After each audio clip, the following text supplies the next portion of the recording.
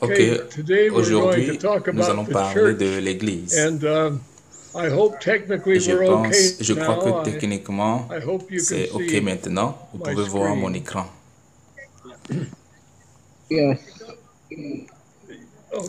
D'accord, avant de commencer, nous allons prier, nous allons demander l'aide de Dieu. Père, nous sommes venus à toi au nom du Seigneur Jésus.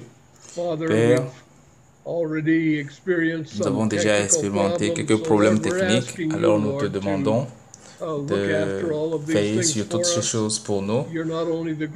C'est toi le grand médecin, le grand technicien. Nous sommes venus à toi demandant ton aide aujourd'hui. Donc nous prions aussi pour que tu protèges ta parole, que ta parole nous protège-nous d'ajouter ce qui vient de nous-mêmes, des erreurs. Conduis-nous à prêcher ta parole dans la vérité et conduis-nous par le Saint-Esprit.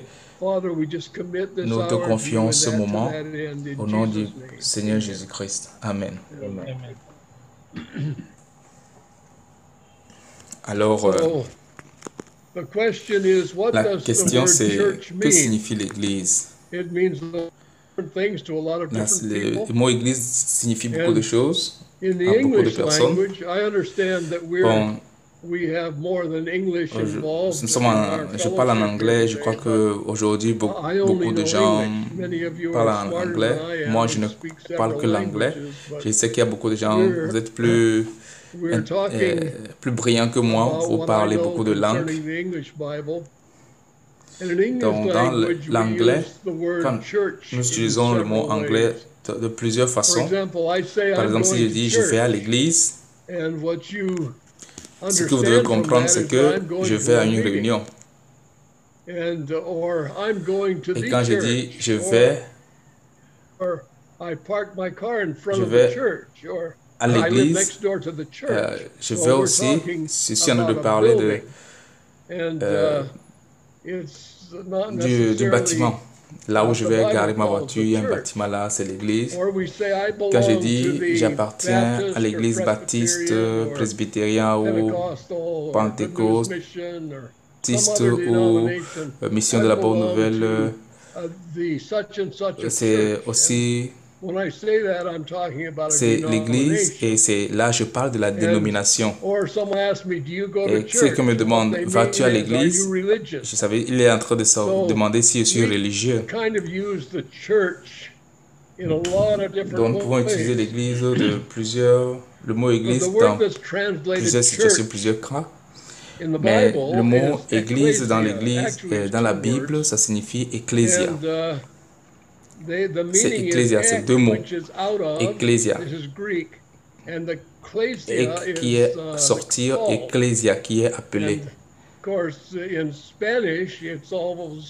Je crois qu'en espagnol aussi, c'est pareil, hein, ecclésia. En grec, c'est toujours ecclésia. C'est utilisé de deux façons dans la Bible. Premièrement, c'est ceux qui sont rendus justes par la foi et appelés hors du monde.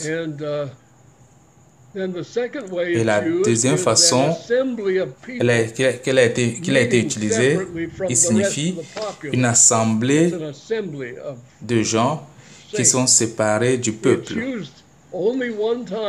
Il a été utilisé une fois dans le Nouveau Testament King James pour parler d'une assemblée singulière. Et là, on peut voir ça dans Actes 19, verset 41, où Paul a été à la cause d'une émeute. Les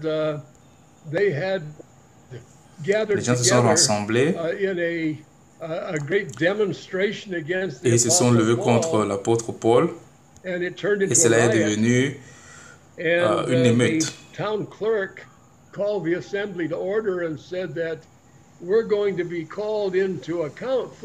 Et en ce moment, là, le verset 41 dit, après ces paroles, il congédia l'assemblée. Donc, ici, en ce moment-là, l'assemblée L'assemblée, c'est un groupe qui sort de la population en général. Donc, autrement dit, dans d'autres passages dans la Bible, le mot église signifie l'assemblée des croyants dans une localité, dans l'église locale. Comme quand Paul écrit à une église, il dit à l'église de Dieu à Corinthe. On peut voir dans 1 Corinthiens 1, 2. C'est l'église locale des croyants. Et dans Apocalypse 1, verset 11, où il écrit, où Jean écrit aux 7 églises de l'Asie. Donc chaque église locale ou chaque assemblée, c'est chaque assemblée est une partie de l'église, de tout le corps, une micro-église. L'église, dans le sens large, réfère au corps de Christ. On peut le voir dans Éphésiens chapitre 1, versets 22 à 23. Éphésiens 1, verset 22 à 23. Il dit, il a tout mis sous ses pieds et il a donné pour chef suprême à l'Église, qui est son corps, la plénitude de celui qui remplit tout en tous. Il dit l'Église qui est son corps, la plénitude de celui qui remplit tout en tous. Donc nous avons une compréhension de l'Église ici. L'Église est le corps partout dans le monde. L'Église qui est aussi l'Église qui est aussi cette petite assemblée dans chaque ville où les croyants se retrouvent. Que ce soit le corps entier, que ce soit les églises locales, Jésus-Christ est le chef, il est la tête, parce que l'église c'est son corps. Donc il y a une seule église. J'ai un grand cercle ici, et ce cercle représente l'église, toute l'église. And everything inside of that circle is the church, and everything outside of that church is that circle. Donc tout ce qui est dans le cercle, c'est l'église, tout ce qui est hors du cercle, c'est le monde. That whole church is divided into parts, not because of division within the church, but because of locality. C'est divisé en partie, pas à cause des divisions qu'il y a dans l'église, mais à cause des localités, la situation géographique. Donc chaque assemblée locale fait partie de l'Église, qui est le corps de Christ. Il y a eu beaucoup d'églises, beaucoup d'assemblées. On peut dire premièrement, l'Église qui est née premièrement, a commencé à Jérusalem. Et après cela, dans plusieurs villes où l'évangile est parti, il y a les villes sont nommées. Ce n'est pas en ordre, mais il y a les églises à Antioche, à Corinthe, à Thessalonique, à Colosse, à Bérea, à Lystre, à Philippe et à Éphèse. Donc, ça c'est les églises locales qui sont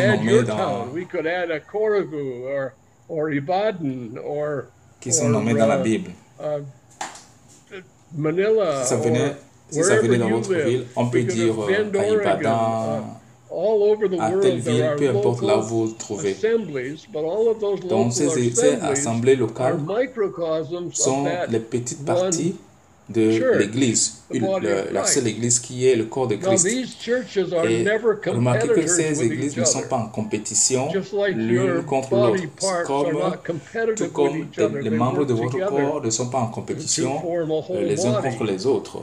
Donc c'est Ensemble, ils forment un seul corps. Et seulement ceux qui sont nés de nouveau sont membres. Et tout homme qui est né de nouveau est un membre. Autrement dit, vous ne pouvez pas vous joindre à l'église si vous n'êtes pas né de nouveau. Donc, une fois que vous êtes né de nouveau, vous faites partie de cette assemblée. La tête de l'église, c'est Christ. Et c'est lui qui a la prééminence. Ça veut dire que c'est lui qui dirige, c'est lui qui a la tête. Et voici la raison dans Colossiens 1, verset 16 à 17. Car en lui ont été créées toutes les choses qui sont dans les cieux et sur la terre, les visibles et les invisibles, trône, dignité, domination, autorité. Tout a été créé par lui et pour lui.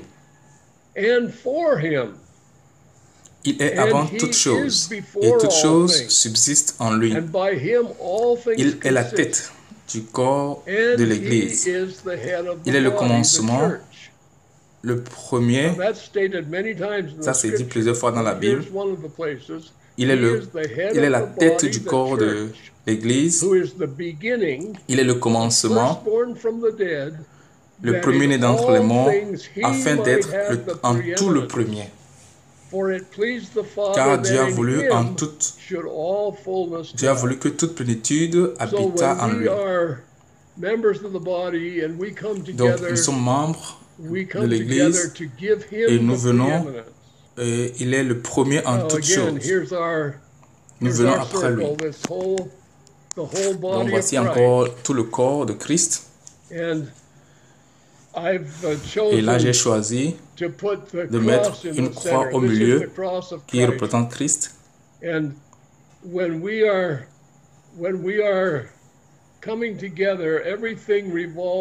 lorsque nous venons ensemble, tout tourne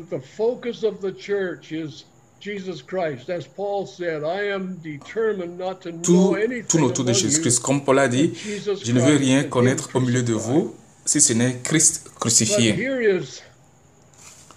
Ici, c'est notre expérience. Quelqu'un vient à Christ et l'Église commence. Ou bien quelqu'un vient dans un milieu et l'Église commence.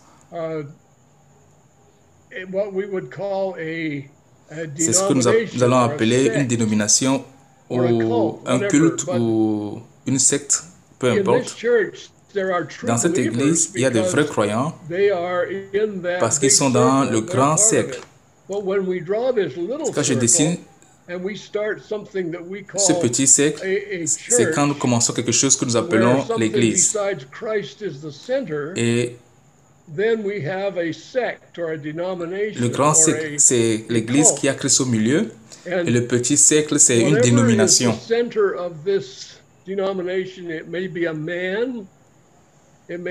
Cette dénomination peut être bâtie autour d'un homme. Ça peut être bâti autour d'une doctrine préférée, une doctrine que nous exaltons au-dessus du nom de Jésus-Christ. Il y a des éléments qui sont au centre de cette dénomination. Ça ne veut pas dire que cette dénomination exclut Christ.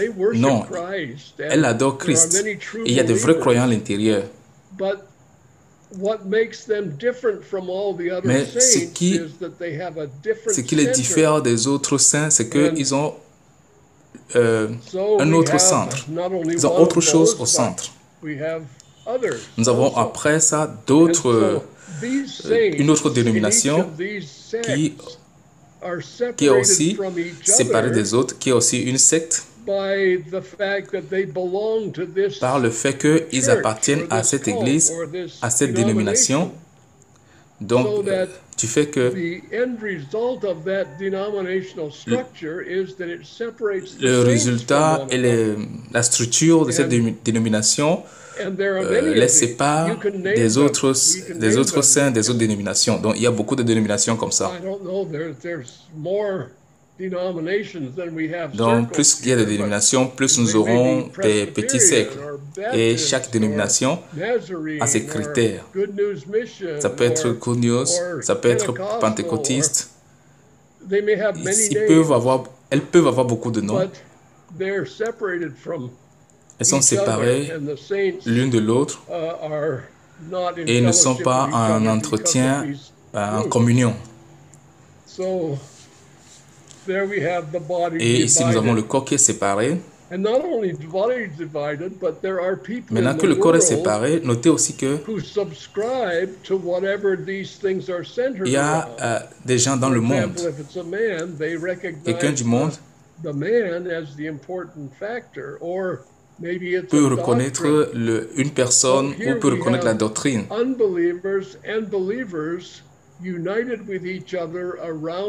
Il y a comme les gens du monde,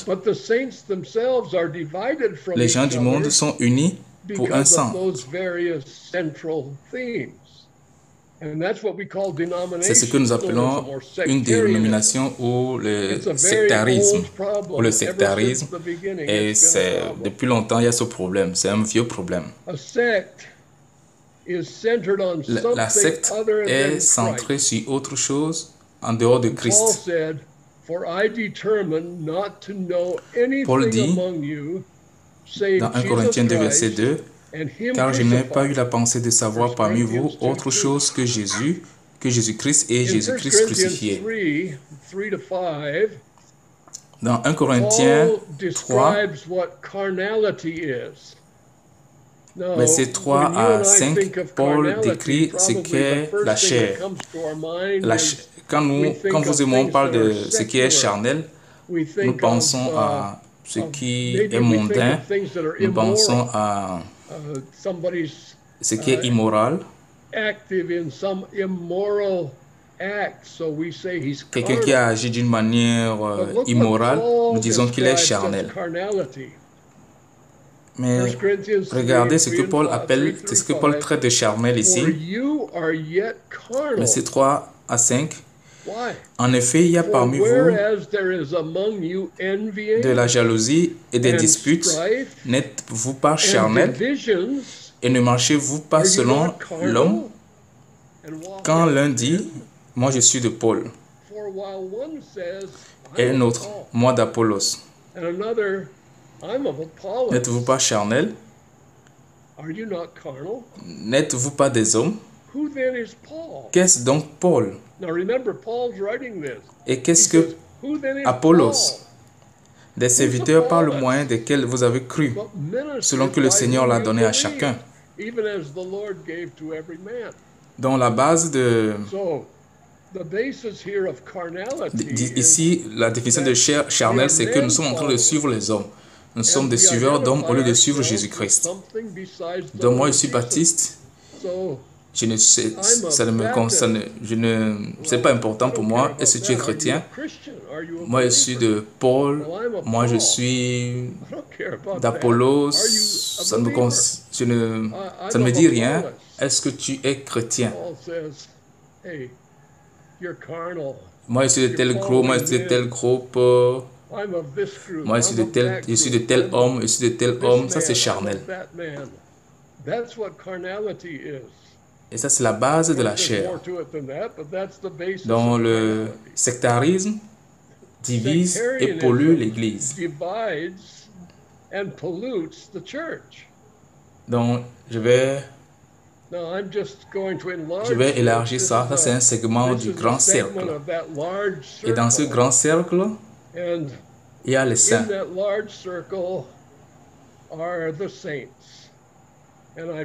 Donc les saints, ce sont les petits cercles au milieu, au-dedans, et à l'extérieur, c'est le monde. Le monde, les pécheurs, ceux qui ne sont pas encore entrés en Christ.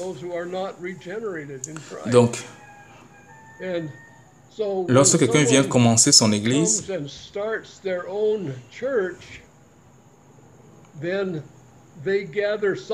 il rassemble quelques saints qui appartiennent à tout le siècle et il les sépare des autres saints. Parce qu'ils pensent qu'ils ne pensent pas de la même façon que les autres, ils ne croient pas de la même façon que les autres. Et comme eux ils pensent de la même façon, ils sont ensemble, ils sont séparés des autres qui ne pensent pas comme eux. Mais la grande commission que nous avons dans Matthieu 28, verset 19-20 dit « Allez et faites de toutes les nations des disciples. »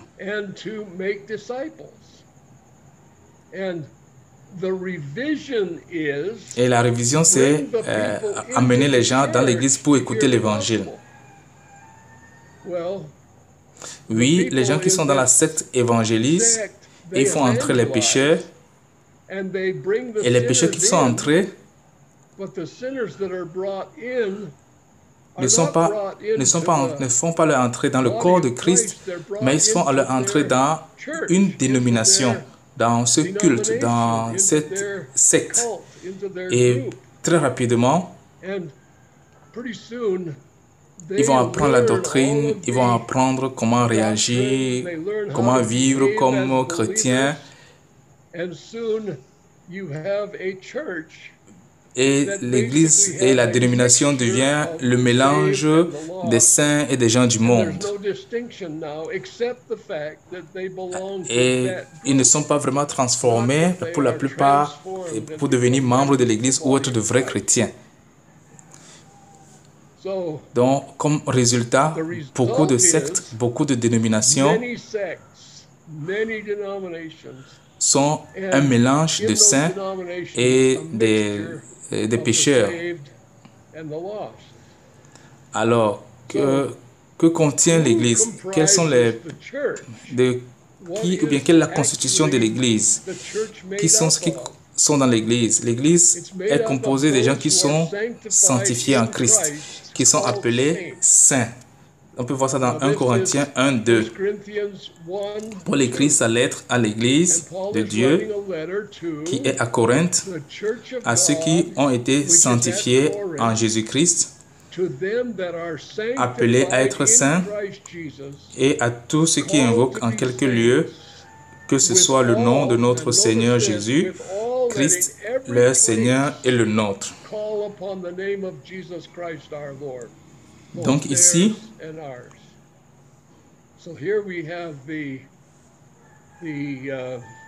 donc nous avons une église locale ici, une assemblée locale qui est une partie de l'église et c'est composé de ceux qui sont saints et maintenant il salue aussi tous les autres saints qui invoquent le nom du Seigneur Jésus-Christ en quelque lieu que ce soit. Donc, il considère aussi les autres personnes. L'Église est faite de ceux qui sont nés de nouveau, nés de l'Esprit. On peut le voir dans Jean chapitre 3, où Jésus-Christ a eu une conversation avec Nicodème. Nicodème a demandé à Jésus, il est venu à Jésus, il a cherché Jésus la nuit. Il a dit, nous savons que tu es un enseignant, tu es un docteur venu de Dieu, car personne ne peut faire ces miracles que tu fais si Dieu n'est avec lui. Et là, quand il dit nous, il parle de pharisiens.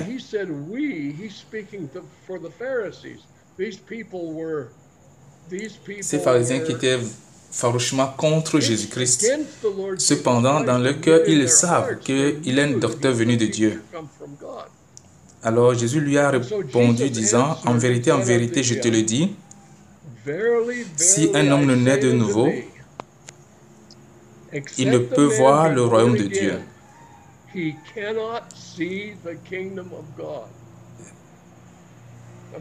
Quand il dit ne peut voir le royaume de Dieu, ce n'est pas seulement dans le visuel, ça veut dire que il ne mérite pas, il ne peut pas entrer dans le royaume des cieux. Verset 4, Nicodème lui dit, comment un homme peut-il naître quand il est vieux? Peut-il rentrer dans le sein de sa mère et naître?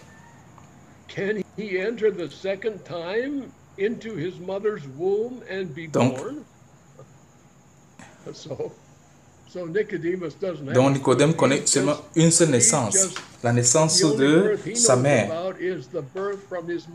Il est né de l'eau de sa mère et il ne connaît rien d'autre que ça. Mais Jésus lui dit, en vérité, je te le dis, si un homme ne naît d'eau et d'esprit, il ne peut entrer dans le royaume de Dieu. Donc maintenant, il nous dit, il faut naître 2 fois. Si on ne naît pas 2 fois, il ne peut pas entrer dans le royaume des cieux. Donc il te faut 2 naissances. La première naissance, la naissance naturelle, qui est la naissance d'eau, et la deuxième naissance, qui est la naissance de l'esprit. Ce qui est né de la chair est chair, Jésus-Christ le dit, et ce qui est né de l'esprit est esprit. Donc, ne t'étonne pas de ce que je t'ai dit, il faut que vous naissiez de nouveau. Il y a certaines personnes qui ont interprété que la naissance d'eau, c'est le baptême. Mais si vous prenez en compte le contexte dont Jésus parle ici, il a parlé de l'eau, l'esprit, il a parlé de la chair, l'esprit, il a parlé du sein de ta mère, et il a parlé de l'esprit. Donc il dit, ne t'étonne pas de ce que j'ai dit, il faut que vous naissiez de nouveau.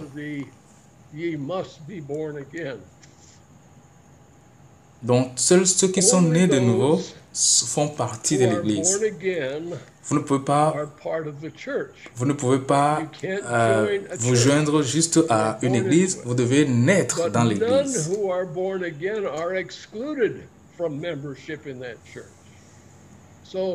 Ceux qui ne sont pas nés de nouveau sont exclus de l'église.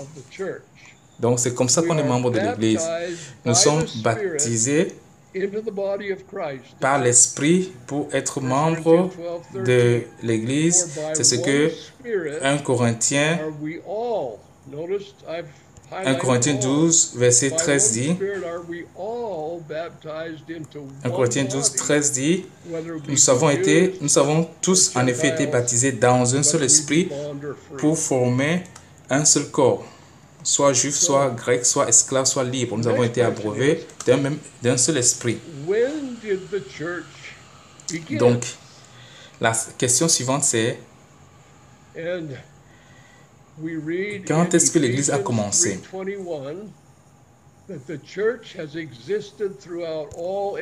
Alors, nous pouvons lire dans Éphésiens 3, 21.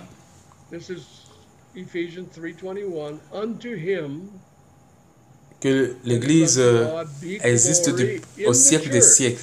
L'Église a traversé les générations.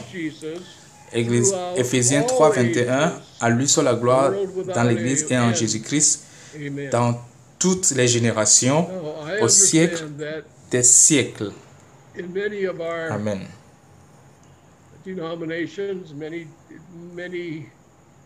Je comprends que dans beaucoup de nos dénominations, beaucoup de gens voient l'Église, voient que l'Église a commencé dans le Nouveau Testament. Donc nous disons l'âge de l'Église. Et quand nous disons l'âge de l'Église, nous disons qu'elle a commencé à Pentecôte, au jour de Pentecôte. Donc je peux être d'accord et croire que c'est en ce moment que l'Église a été rendue visible. Le jour de Pentecôte, l'Église a été rendue visible. Donc c'est l'âge de l'Église là-bas. On peut dire comme ça. Mais dans la réalité, on verra que l'Église a traversé plusieurs générations. A traversé toutes les générations en fait. Tous ceux qui ont été rendus justes par la foi sont membres de l'Église. Dans toutes les générations, on peut voir la liste qui a commencé dans Hébreux chapitre 11. La plupart de nous, nous connaissons bien Hébreux chapitre 11, que nous appelons le chapitre de la foi.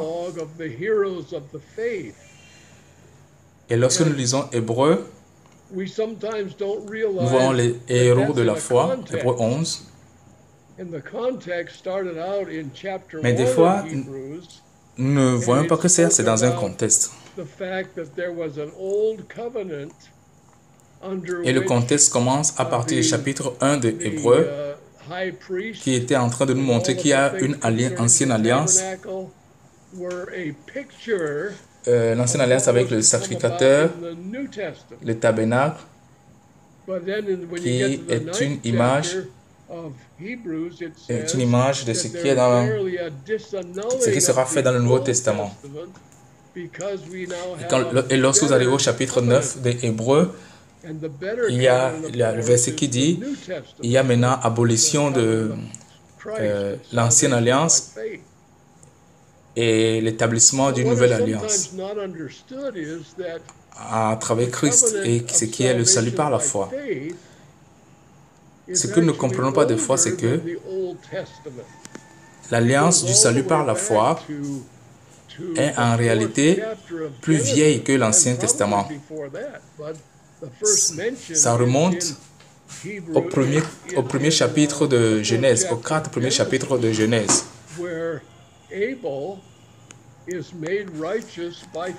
Dans les 4 premiers chapitres de Genèse, on a Abel qui a été rendu juste par la foi. Et c'est ce qu'il dit. C'est par la foi qu'Abel offrit à Dieu un sacrifice plus excellent que celui de Caïn. C'est par elle qu'il fut déclaré juste, Dieu approuvant ses offrandes. Et c'est par elle qu'il parle encore, quoique mort. Donc, nous reconnaissons que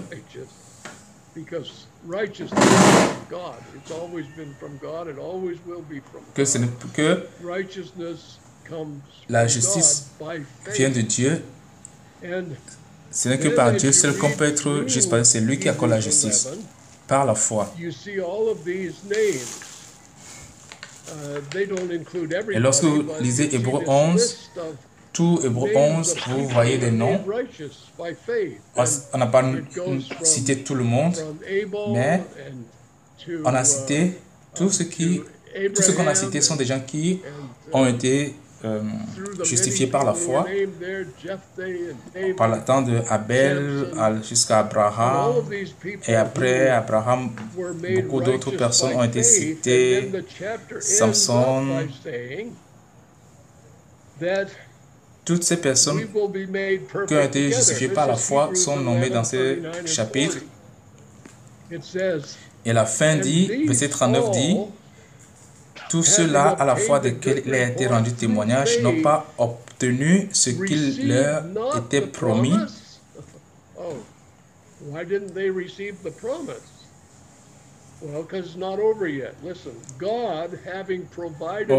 Donc pourquoi n'ont pas reçu la promesse? Parce que ce n'est pas encore fini. Verset 40, Dieu ayant en vue quelque chose de meilleur pour nous, afin qu'il ne parvienne pas sans nous à la perfection. Alors qu'est-ce qu'il nous dit? Ces personnes, depuis l'Ancien Testament jusqu'au Nouveau Testament, jusqu'à nous, nous serons rendus parfaits ensemble. Quand nous le verrons, nous le verrons tel qu'il est, nous serons comme il est. Donc, toutes ces personnes ont été appelées hors du monde. C'est l'Église. C'est l'Église.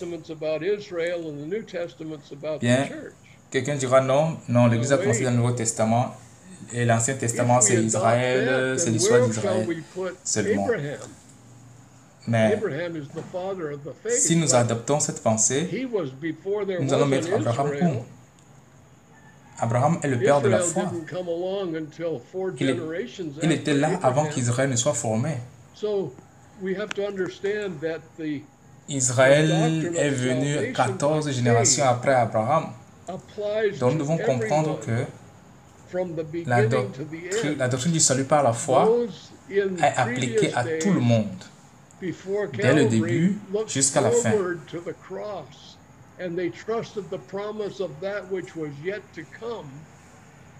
Ceux qui, dans l'époque, ont vécu avant la croix, regardaient à la croix à Jésus qui allait venir.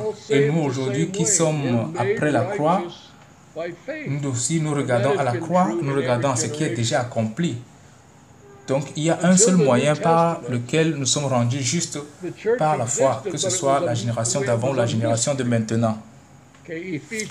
Jusqu'à avant le Nouveau Testament, l'Église existait, mais l'Église était un mystère. On peut voir ça dans Éphésiens 3, versets 1 à 12. Éphésiens 3, à partir du verset 1. À cause de cela, moi, Paul, le prisonnier de Christ, pour vous, païens, si du moins vous avez appris quelle est la dispensation de la grâce de Dieu qui m'a été donnée pour vous. C'est par révélation que j'ai eu connaissance du mystère sur lequel je viens d'écrire en peu de mots.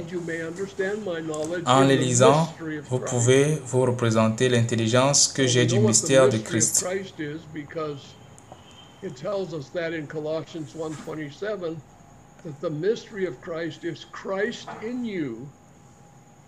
Nous savons ce qu'est le mystère de Christ. Parce que le mystère de Christ, c'est Christ en vous, comme Corinthiens le dit, Christ en vous, l'espérance de la gloire. Le mystère de Christ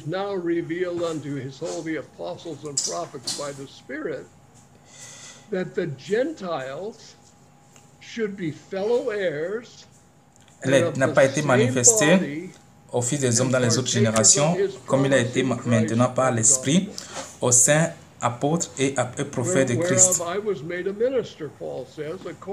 Ce mystère, c'est que les païens sont co-héritiers, forment un même corps et participent à la même promesse en Jésus-Christ par l'Évangile, dont j'ai été fait ministre selon le don de la grâce de Dieu qui m'a été accordé par l'efficacité de sa puissance. À moi, qui suis le moindre de tous les saints, cette grâce a été accordée d'annoncer aux païens les richesses incompréhensibles de Christ et de mettre en lumière quelle est la dispensation du mystère caché de tout temps en Dieu qui a créé toutes choses, afin que les dominations et les autorités dans les lieux célestes connaissent aujourd'hui par l'Église la sagesse infiniment variée de Dieu. Donc, l'Église, dès le début, a été cachée, c'est le mystère caché, et Dieu la révèle maintenant afin que toutes les dénominations, afin que les dominations et les autorités dans les lieux célestes connaissent aujourd'hui par l'Église la sagesse infiniment variée de Dieu, selon le dessein éternel qu'il a mis à exécution par Jésus-Christ notre Seigneur, en qui nous avons, par la foi en lui, la liberté de nous approcher de Dieu avec confiance. Maintenant, au jour de Pentecôte, c'est ici qu'il y a eu la grande révélation. Le jour de la Pentecôte, tous les appelés ont été baptisés par l'Esprit dans un seul corps et l'Église est devenue visible. Et nous avons le témoignage de ça dans Actes chapitre 2, versets 1 à 5 qui nous dit que le jour de la Pentecôte, ils étaient ensemble dans un seul lieu et subitement, il y a eu un vent et des langues semblables à des langues de feu leur apparurent. Ils furent tous remplis du Saint-Esprit et se mirent à parler en d'autres langues selon que l'Esprit leur donnait de s'exprimer. Et en ce moment, il y avait en séjour à Jérusalem des Juifs, hommes pieux de toutes les nations qui sont sous le ciel.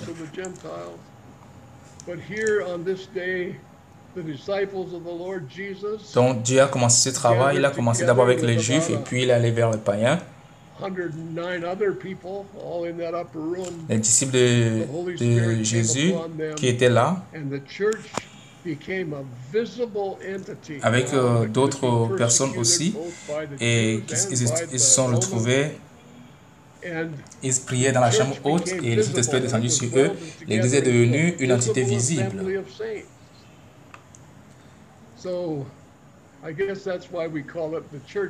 Et maintenant, on peut voir une assemblée visible des saints. Et je crois que c'est ce que nous appelons l'âge de l'Église, parce que l'Église est devenue visible. Mais elle existait en Dieu dès le début. Dans ce seul corps, l'Église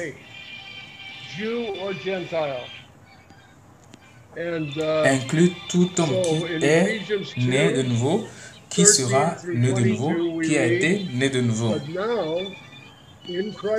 Donc dans Éphésiens 2, versets 13 à 22, on peut lire: mais maintenant en Jésus-Christ, vous qui étiez jadis éloignés, vous avez été rapprochés par le sang de Christ, car il est notre paix. Lui qui des deux n'en a fait qu'un, et qui a renversé le mur de séparation, l'inimitié, ayant anéanti par sa chair la loi des ordonnances dans ses prescriptions, afin de créer en lui-même avec les deux un seul homme, en établissant la paix, et de les réconcilier l'un et l'autre en un seul corps avec Dieu par la croix, en détruisant par elle l'inimitié. Il est venu annoncer la paix à vous qui étiez loin et la paix à ceux qui étaient près. Car par lui, nous avons les uns et les autres accès auprès du Père dans un même esprit. Ainsi donc, vous n'êtes plus des étrangers ni des gens du dehors, mais vous êtes concitoyens des saints, gens de la maison de Dieu. Vous avez été édifiés sur le fondement des apôtres et des prophètes. Jésus-Christ lui-même étant la pierre angulaire. Le fondement des apôtres, c'est le Nouveau Testament, et le fondement des prophètes, l'Ancien Testament. Et en lui, tout l'édifice est bien coordonné, s'élève pour être un temple saint dans le Seigneur. En lui, vous êtes aussi édifiés pour être une habitation de Dieu en Jésus-Christ. Donc, il détruit ici toute séparation entre juifs et païens. Et il prend en compte toute la liste qui vient avant Israël. Et juifs et païens forment un seul corps. Donc, ça prend en compte la liste depuis Genèse. Un corps, une église. Donc l'église est le corps de Christ.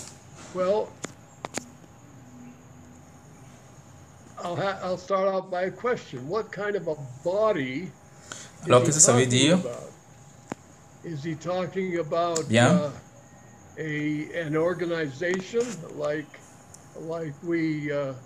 Je vais commencer par une question. De quel corps parle-t-il? Est-ce qu'il parle d'une organisation comme nous parlons du Congrès des États-Unis? Et c'est comme ça? De quel genre de corps? De quel genre de corps il parle? Ou bien nous parlons d'un corps biologique. Voyons. Il y a un trait ici. Ce trait, c'est pas la terre du ciel. Et cet homme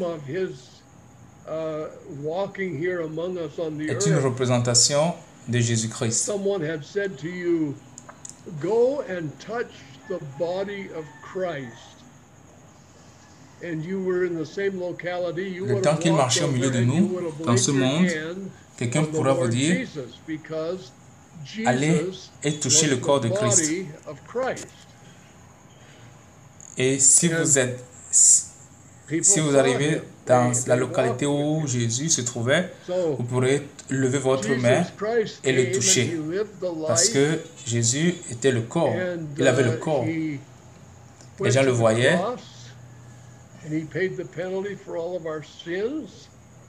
Donc, Jésus est venu, il a vécu. Il est parti sur la croix. Il a payé la pénalité pour nos péchés. Et il a été ressuscité des morts. Et après la résurrection, 40 jours, il est resté parmi nous et a enseigné les choses de Dieu. Après, il est parti, il est monté au ciel. Mais quand il est monté, il n'est pas monté comme le corps de Christ. Il est monté comme la tête de l'Église. Alors Jésus-Christ a dit, je ne suis plus dans le monde avec vous, mais vous êtes là. Dans Jean 17, verset 11, il dit quoi? Je ne suis plus dans le monde, mais ils sont dans le monde. Donc, ils sont dans le monde, c'est le corps de Christ. Donc, ce corps s'est disséminé dans plusieurs endroits.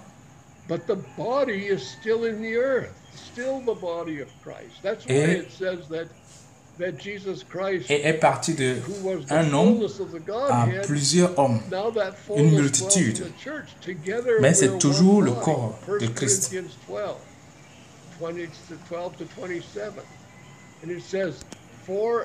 C'est pour cela que Jésus-Christ, qui a la plénitude en lui et a la plénitude de tout, et il est le corps.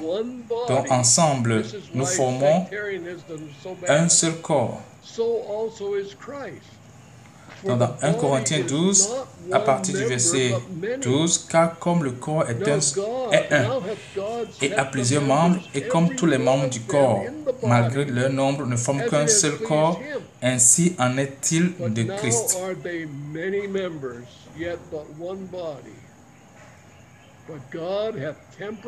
Donc,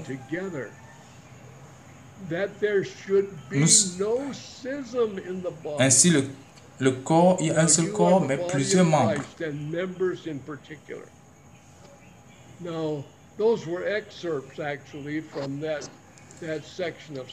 Ainsi, le corps n'est pas un seul, mais il est formé de plusieurs membres.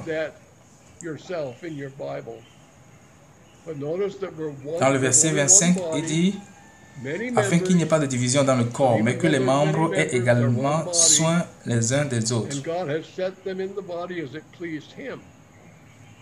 Donc, remarquez qu'il y a un seul corps et plusieurs membres. Et tous ces membres forment un seul corps.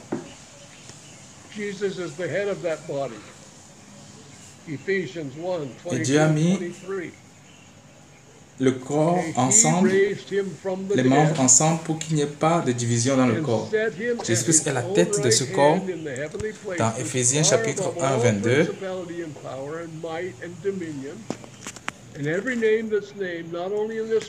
Éphésiens 1, 22, il a tout mis sur ses pieds et il l'a donné pour chef suprême à l'Église qui est son corps, la plénitude de celui qui remplit tout en tous. Now you'll notice that ends with a comma because there's more to that. We know the church is the body of Christ, the fullness of him that filleth all in all. Donc remarquez que now if I said to the average believer in the world today, l'Église est le corps, do you believe la that plénitude the church is the de celui qui body of remplit tout en Christ? tous. They would say, yes, I believe the church is the body of Christ. Donc je dis But aux what if croyants I said, aujourd'hui dans do le you monde, believe that the church is the est-ce que vous fullness croyez of que him l'Église that est le corps de filleth all in Christ? all? Tous les chrétiens, la plupart diront oui. Now, many believers would Et wonder maintenant, about that. They would si je leur say, dis, I'm not sure crois-tu about que that. l'Église est la But you see, plénitude de this celui is qui what it remplit tout en says, tous? that Jesus Christ, in him, Beaucoup de dwelled the chrétiens vont fullness of s'étonner the de ça. Godhead bodily. Ah, And we're je ne suis pas complete in sûr, him. mais And when the pourquoi? head ascended to be at the right hand La of Bible the dit que Father, en Jésus-Christ he est still la attached to the whole plénitude. body, and the whole body fills the world. And it's the full. None of us are little Lorsque la tête Jesuses. est partie, s'asseoir à la droite du Together, the Père, whole church is elle the est fullness of toujours Christ in the earth. attachée au corps, aux membres du corps. That's the thing that we are Personne, corrupting when we personne, create nous ne sommes divisions pas, in the plus body. individuellement, nous ne sommes pas les petits Jésus. We Nous are sommes le nourished corps, by le the corps head de... through the members. Nous sommes membres du corps. Colossians 2:9 and 10:19. Ce sont des choses... Nous créons des divisions et ça, c'est la corruption. Dwelleth all the Nous fullness sommes of the contrôlés par la Godhead tête et nous bodily, sommes les membres. and you are complete in him, which is the head Dans over all Colossiens chapitre principality 2, and power. verset 9, Let no man beguile you of your reward. And then verse 19. This is lifted out of a car en lui context that is habite corporellement telling toute us la that plénitude there de la are some who divinité. do not do this. Vous avez But tout pleinement en lui, so qui est le that's why chef the de negative toute here. domination Not et de toute holding the autorité. head. Et c'est en lui que vous avez This is été the part we circoncis d'une want to circoncision understand. que la main From which n'a pas faite. all Verset the 19. body, by joints and Sans bands s'attacher having nourishment sans s'attacher au chef, dont tout le corps assisté solidement assemblé par des jointures et des liens tire l'accroissement que Dieu donne. I'd like to explain all the body by joints and bands having nourishment ministered. God is not only the head of the whole body, he's the head of every part of the body. Donc, je vais expliquer tout le corps, j'aime expliquer tout le corps en parlant des jointures, Just hold your des left hand liens. in front of your eyes. Look at this. Those fingers Donc, il a la tête de chaque partie du corps. in other words, if Il you n'est pas cut seulement la one tête of du them corps off, entier. it would Regardez perish. ici, regardez votre main. But the nourishment, that Ces is spiritual doigts nourishment, flows from the sont head connectés à la to tête. the finger through the other members of the body. Autrement dit, si vous This is coupez why the body un needs doigt, to be il va joined périr. together. We need to hold one another. Il est nourri par Because ce qui vient de la terre, la All the tête. body, by joints Il est and nourri par la bands tête. having nourishment ministered. C'est pour cela que le corps doit être joint ensemble. Then Parce que, we do despite to the nourishment of every member of the body. étant lié par les jointures, tout le corps est nourri. We're going to stop here now and we're going to take questions or hear your comments. And Mais lorsque nous then découpons we're un gonna corps, pick this nous le privons. theme up Lorsque nous again découpons un tomorrow, membre, nous le we'll privons finish it. But right d'être now, nourri. we're going to Donc, nous allons d'abord close nous this arrêter and we're ici. gonna Je vais take recevoir vos your questions et vos comments commentaires. or questions. Et nous allons continuer demain.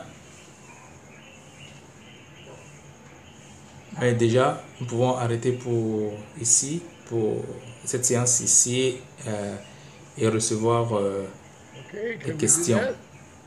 et les commentaires. Yeah.